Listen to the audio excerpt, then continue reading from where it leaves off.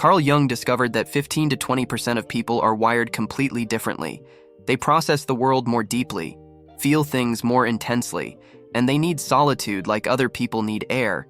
He called them highly sensitive persons, and if you prefer staying home over going out, you're probably one of them. But here's what nobody tells you. Society has been manipulating you into feeling guilty about it your entire life. They call you boring, antisocial, a waste of potential. And there's a dark reason they do it. A reason that has nothing to do with your well-being and everything to do with control. Because people who are comfortable alone are the hardest people to manipulate. And that threatens everything. Let's start with that moment. The one you know too well. You finally get home. Close the door behind you. And it's like everything just clicks into place. For most people, it's just a door. But for you, it's a reset button. The second that door shuts, your nervous system exhales. The mask comes off. The performance ends. You don't have to be on anymore. And that's not laziness. That's not avoidance. That's your brain finally feeling safe. When you're out in the world, your system is constantly scanning, reading faces, monitoring tone, calculating responses, watching for threats, judgment, the next thing you're supposed to say or do. It's exhausting. Home is where that stops, where you can just exist without an audience, without expectations. Psychology calls this emotional decompression. Your brain needs a space where it doesn't have to perform, where it can process everything it absorbed out there. And if you're an INFJ or INTJ, you already know this feeling. You've been living it your whole life. If you feel things deeply, notice everything, pick up on energy and emotion like a radio antenna, then you need more decompression time than most people. That's not weird. That's survival. The world is loud. Home is where you turn the volume down. Now here's the part they don't want you to know. Society needs you to feel bad about staying home. And it's not an accident. Why? Because homebodies are harder to manipulate. Think about it. You're not out there consuming. You're not chasing trends. You're not seeking validation from strangers. You're not playing social games or competing for status. You're content, self-sufficient, hard to influence, and that threatens the entire system.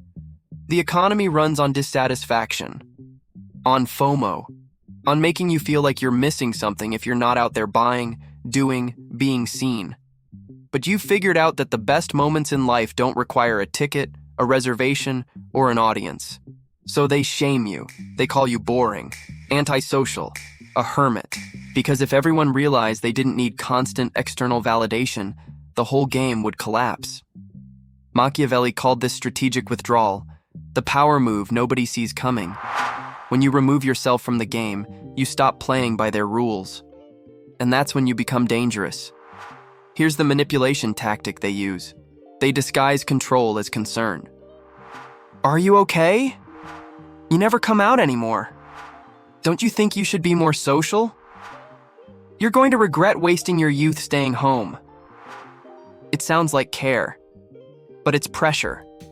It's guilt. It's an attempt to pull you back into the game. And the crazy part? Most people doing it don't even realize they're doing it. They've been conditioned to believe that staying home equals sadness, so they project that onto you. But you're not sad. You're free. Free from the exhausting performance of being someone you're not. Free from the pressure to prove your worth through social currency. That's what they can't stand. Here's the science behind why this happens to you. About 15 to 20% of people are what psychologists call highly sensitive persons, HSPs. And if you're nodding right now, you probably are one. HSPs process sensory information more deeply. Bright lights feel brighter. Loud sounds feel louder. Other people's emotions feel like they're happening inside your own body. Going to a party isn't just going to a party. It's managing 100 different inputs at once. The music, the conversations, the energy, the small talk, the performance of being social. By the time you leave, you're not tired. You're drained. And then someone says, "Why are you always so tired? We barely did anything." Yeah, to them. To you, it was like running a marathon while juggling chainsaws. So when you choose to stay home, you're not being antisocial. You're being smart. You're protecting your system from overload. Carl Jung, the psychologist who invented the concept of introversion, said it best. Introverts recharge in solitude. Extroverts recharge in company. Neither is better, neither is worse. They're just different operating systems. But society is built by and for extroverts. So when you don't fit that mold, they make you feel like something's wrong with you. Spoiler, there isn't. Let's clear something up right now. Solitude is not loneliness.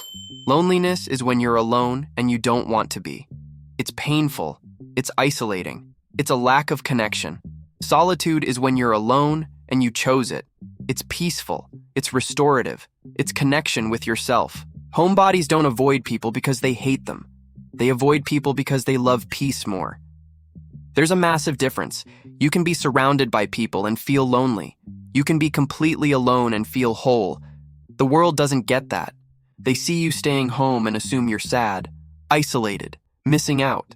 But you're not missing out. You're opting out. Because you've learned something most people have not. You do not need constant stimulation to feel alive. You don't need validation from a crowd to know you matter. You've built a life that doesn't require an audience. And that's power. If you're an INFP, you've been called too sensitive your whole life.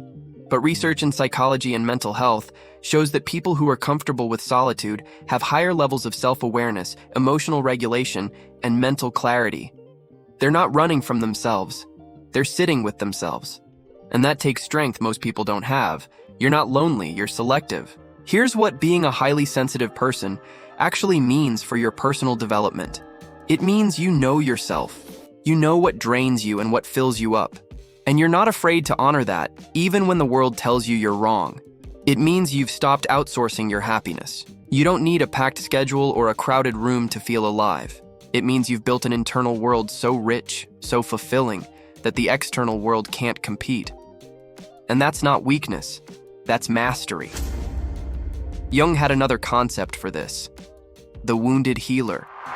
The person who's been through pain, processed it in solitude, and emerged with wisdom that can heal others. That's you. That's the empath who stays home not because they're broken, but because they're rebuilding, recharging, preparing to help others from a place of strength, not depletion.